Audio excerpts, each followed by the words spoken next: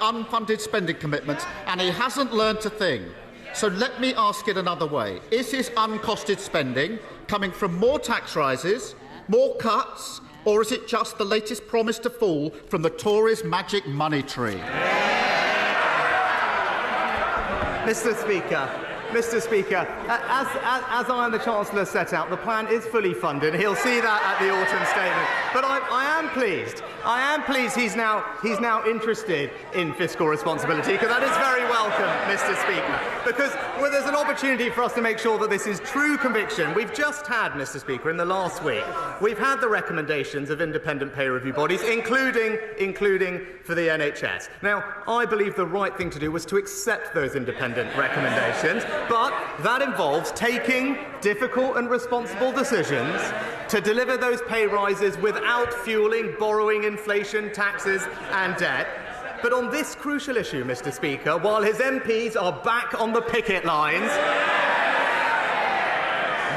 yet again on this issue, he simply refuses to take a position. It's the same old story. He should stop taking inspiration from his friends outside and unglue himself from the fence.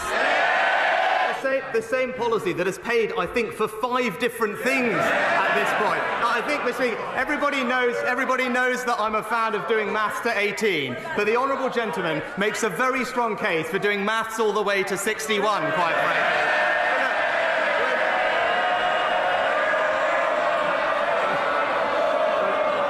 When it comes, Mr. Speaker, but when it comes to the substance of the plan, because it's important we address this, right?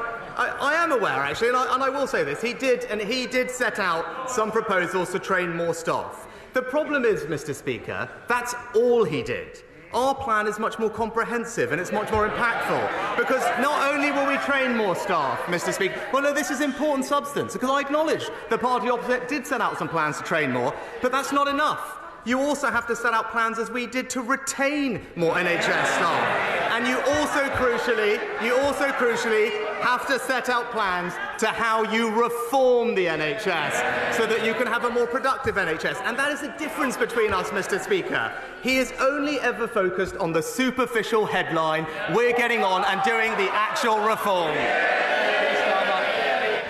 Mr. Speaker, if he's so good at maths, he'd know I'm 60, not 61.